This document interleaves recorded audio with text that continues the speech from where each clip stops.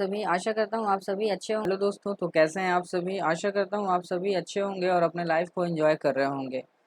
Take learning के इस YouTube platform पे आज हम आपके लिए लेके आए हैं कि फोटोशॉप में हम कैसे पासपोर्ट साइज इमेज को बनाएंगे। इस प्रोसेस को पूरी तरह से जानने के लिए वीडियो को अंत तक देखें। तो चलिए शुरू करते हैं।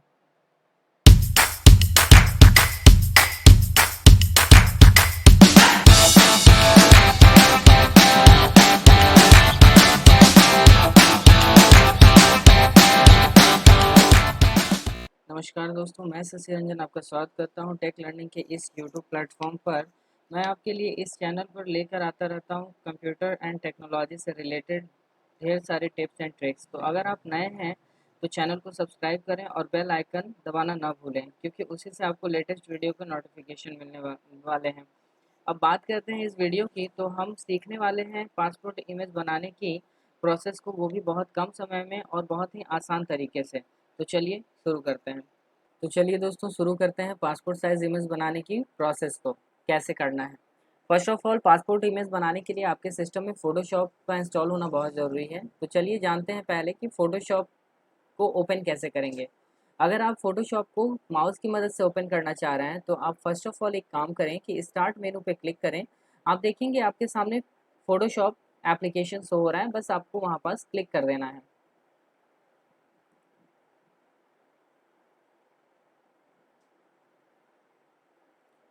अगर आप यही काम कीबोर्ड की मदद से करना चाह रहे हैं तो आप एक काम कर सकते हैं, आप विंडोज़ की के साथ आर बटन प्रेस करें, जिससे आपके सामने रन कमांड ओपन होकर के आ जाएगा और आप उसमें टाइप करें फ़ोटोशॉप एंड ओके कर दें। और ये दूसरे तरीके से भी आप फ़ोटोशॉप को ओपन कर सकते हैं।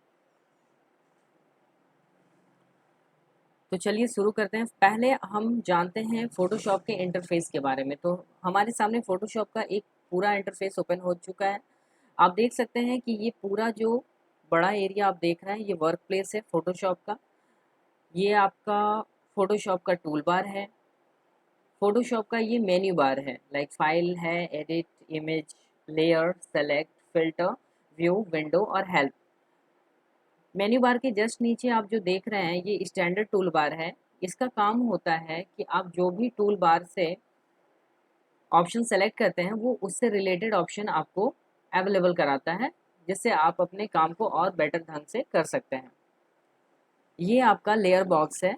लेयर बॉक्स को आप F7 से एक्टिवेट कर सकते हैं और दोबारा से F7 से डीएक्टिवेट भी कर सकते हैं। तो चलिए हम एक्टिवेट करते हैं F7 के साथ। ओके, तो ये हमारा लेयर बॉक्स ओपन हो गया है। फोटोशॉप का हर काम लेयर बेस्ड होता है, बिकॉज विदाउट लेयर आप उतना बेटर वर्क नहीं कर पाएंगे। तो चलिए आज का टॉपिक, जैसा कि हमारा फोटो पासपोर्ट साइज तैयार करना है, तो उसको शुरू करते हैं। तो पासपोर्ट साइज इमेज को बनाने के लिए फर्स्ट ऑफ ऑल आप अपना एक इमेज सेलेक्ट कर लें जिसका आप पासपोर्ट साइज इमेज तैयार करना चाह रहे हैं। तो किसी भी इमेज को लाने के लिए आप दो काम कर सकते हैं, या तो फाइल पे क्लिक करें, ओपन ऑप्शन में जाएं और वहां से आप अपने फोटो का लोकेशन चूज कर लें, और नहीं तो आप वर्क प्लेस पे डबल क्लिक करें और जहां भी आपका फ़ोटो है वहां से आप फ़ोटो को चूज़ कर सकते हैं। तो चलिए हम शुरू करते हैं। लाइक चलते हैं कंप्यूटर में और हम चूज़ करते हैं अपने फ़ोटो को जिसको हमें पासपोर्ट साइज़ क्रिएट करना है।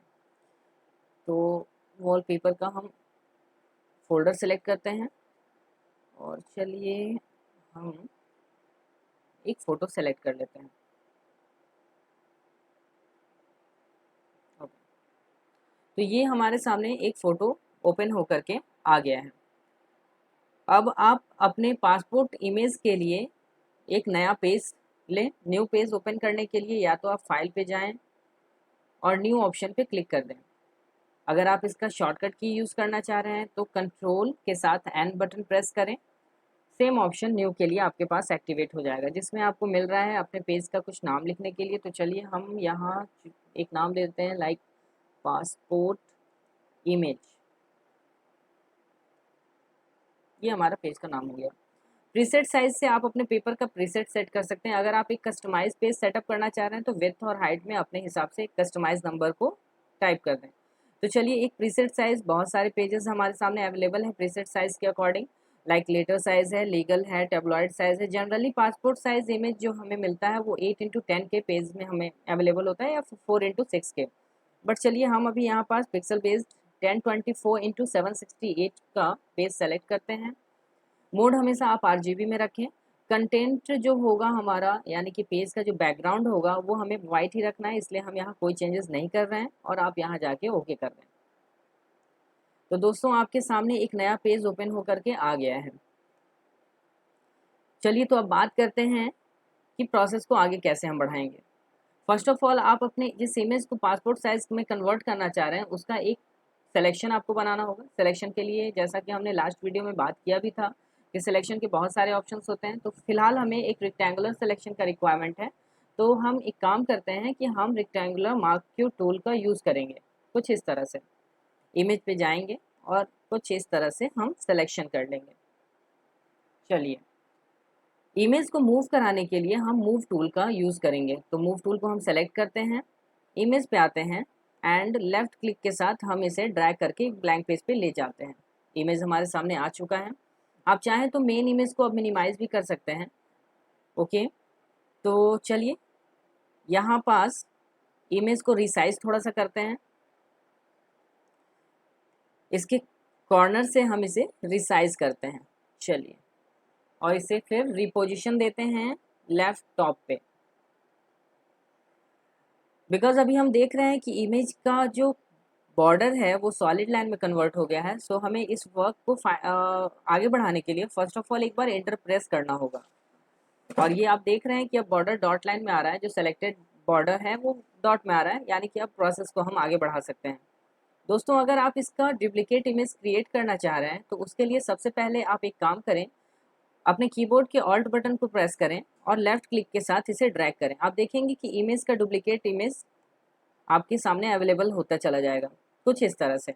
और साथ ही साथ आप अपने लेयर बॉक्स में भी देखेंगे तो लेयर का कॉपी भी बनते चला जा रहा है। चलिए तो ये हमारा इमेज आ गया है। इन केस यदि आपको लगे कि आपने इमेज ज़्यादा ले लिया है तो आप उस लेयर को डिलीट भी कर सकते हैं। डिलीट के लिए आप लेयर बॉक्स में आए और सबसे नीचे में बॉटम राइट कॉर्नर में आप देखेंगे कि आपको यहाँ पास डिलीट लेयर का एक ऑप्शन मिल रहा है। आप वहाँ क्लिक करें। यहाँ आप के पास एक कंफर्मेशन मैसेज आ रहा है कि क्या आप अपने इस लेयर को डिलीट करना चाह रहे हैं। तो बिकॉज हम इसे डिलीट करना चाह रहे हैं इसलिए हम यहाँ यस करेंगे। चलिए दोस्तों तो अब बात करते हैं कि इसको फिर रीअरेंज कैसे किया जाए। तो रीअरेंज करने के लिए हमारे पास कुछ ऑप्शंस अवेलेबल होते हैं जो कि लेयर में के मेन्यू में आपको मिलते हैं, कुछ यहाँ पास अरेंज में। बट बिकॉज यहाँ अलाइन, लिंक्ड और डिस्ट्रीब्यूट ये दो ऑप्शन आपके सामने अरेंज हो रहे हैं, शो हो रहे हैं। चलिए तो बात करते हैं। फर्स्ट ऑफ ऑल हमें इस प्रोसेस को आगे बढ़ाने के लिए आप पहले एक काम करें, लेयर 1 को सेलेक्ट करें। सेलेक्ट करने से मतलब इस ब्लू लाइन से है, ये ब्लू लाइन यहाँ पास एक्टिवेट होना चाहिए। बैकग्राउंड पे अभी हमें कोई काम नहीं करना है, इसलिए बैकग्राउंड से हम किसी तरह से कोई वर्क नहीं लेंगे। और बाकी के सारे जो कॉपी लेयर्स हैं उसके छोटे बॉक्सेस पे आप क्लिक करें, जिससे ये सारे लेयर मेन लेयर से लिंक हो जाएंगे, यानी कि लेयर 1 से लिंक हो जाएंगे। अब जब आप लेयर मेनू में जाएंगे तो आप देखेंगे जो ऑप्शंस अवेलेबल नहीं थे, हाईलाइटेड नहीं हो रहे थे, लाइक अलाइन, लिंक्ड और डिस्ट्रीब्यूट लिंक, वो आपके सामने अवेलेबल हो चुके हैं। बट यहाँ से एक एक काम को करने में बहुत ज़्यादा समय लगेगा। तो क्योंकि हम जानते हैं कि स्टैंडर्ड टूल बार हमें एक शॉर्ट वे पाथ देता है जिससे हम किसी भी तरह के काम को बहुत आसानी से और जल्दी कर सकते हैं।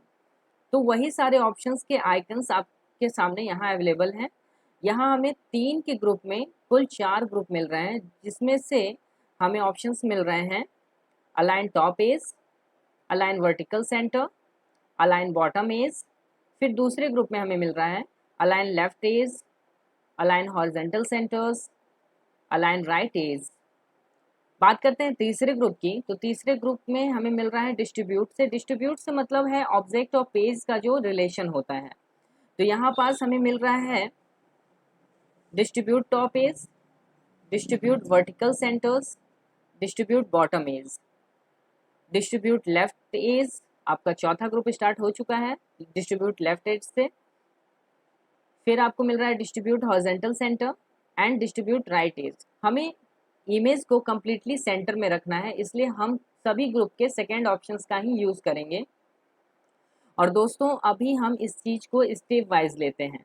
तो सपोज़ कि हम स्टेप 1 में हैं और हमने यहाँ तक के काम को बढ़ा लिया है, लिंक तक के काम को, तो अरेंजमेंट के लिए हम इस तरह से बात करेंगे कि हम हमेशा ग्रुप 4 से ग्रुप 1 की ओर चलेंगे। तो इसलिए हम क्योंकि स्टेप 1 में हैं तो यहाँ पास हम 4th के 2 को सेलेक्ट करेंगे, 3rd के 2 को सेलेक्ट करेंगे। और दोस्तों क्योंकि स्टेप 1 है इसलिए ग्रुप 2 पे हम किसी तरह का कोई वर्क ना करके सीधा हम आ जाएंगे ग्रुप 1 के सेकंड पे, और ये इमेज हमारा अरेंज हो चुका है। अब बात करते हैं कि इन सभी लेयर्स को यदि आपको मर्ज करना है तो आप इसके लिए कंट्रोल ई प्रेस करेंगे। आप देखेंगे कि सारे लेयर्स मर्ज हो गए हैं लेयर 1 के नाम से लेयर बॉक्स में। यहाँ पास आपका स्टेप 1 कंप्लीट होता है। बात करते हैं स्टेप 2 का। तो स्टेप 2 में दोस्तों इसी इमेज का हम और डुप्लीकेट क्रिएट करेंगे ऑल्ट की मदद से। तो चलिए ऑल्ट बटन के साथ इमेज को ड्रैग करें कुछ इस तरह से। हम इसे जिगजैग में रखते हैं ताकि अरेंजमेंट हो तो हम आसानी से देख सकें कि इमेज अरेंज हुआ है या नहीं हुआ है। फिर से हमारा स्टेप उसी तरह से वर्क करेगा। फर्स्ट ऑफ ऑल आप यहाँ पास आ जाएंगे लेयर में और लेयर 1 को सेलेक्ट करेंगे, यानी कि सेलेक्ट ब्लू लाइन से, और बाकी लेयर्स को आप यहाँ लिंक कर देंगे कुछ इस तरह से। बात करते हैं अरेंजमेंट के। तो स्टैंडर्ड टूल बार में फिर से हम 4 से 1 की ओर चलेंगे। तो फिर से हम स्टार्ट करेंगे 4th का 2, 3rd का 2, और क्योंकि स्टेप 2 है इसलिए हम लोग स्टेप 2 में ग्रुप 2 के 2 को सेलेक्ट करेंगे। इस बार ग्रुप 1 के 2 पे हमें किसी तरह का कोई वर्क नहीं करना है, और यहाँ पास फिर हम कंट्रोल ई से सारे लेयर्स को मर्ज कर देंगे। सारे लेयर्स को आप जैसे ही मर्ज करेंगे आप फिर से देखेंगे कि आपका लेयर बॉक्स में फिर से सारे लेयर्स लेयर 1 के नाम से ही अरेंज हो चुके हैं और मर्ज हो चुके हैं।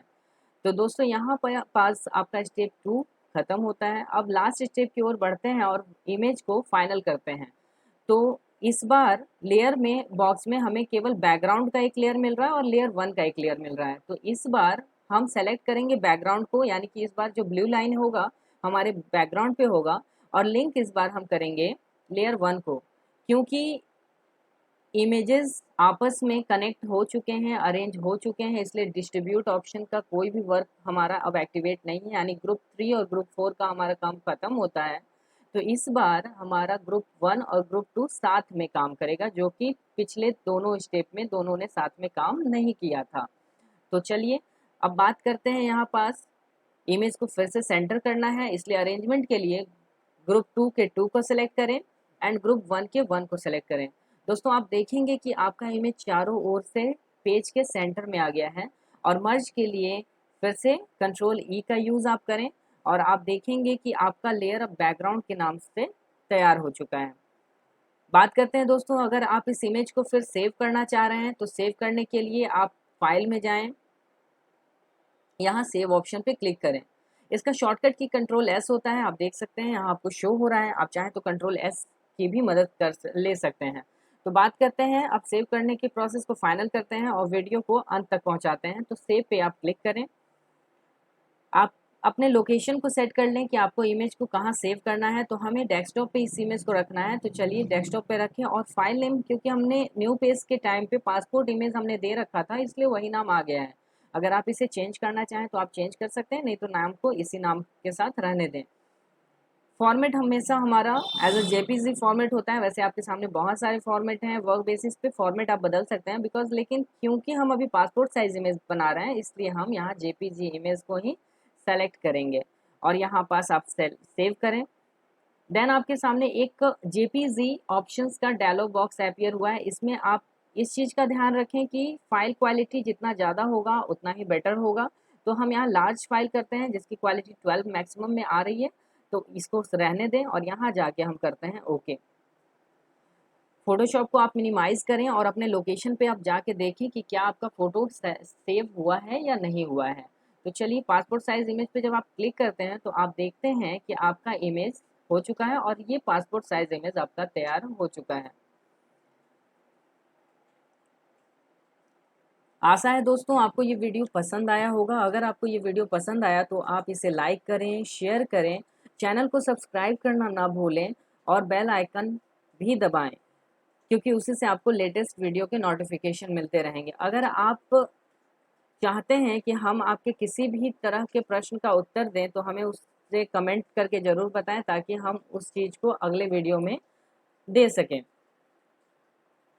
टेक लर्निंग के इस यूट्यूब चैनल पे बने रहने के लिए आपका बहुत बहुत धन्यवाद। जय हिंद।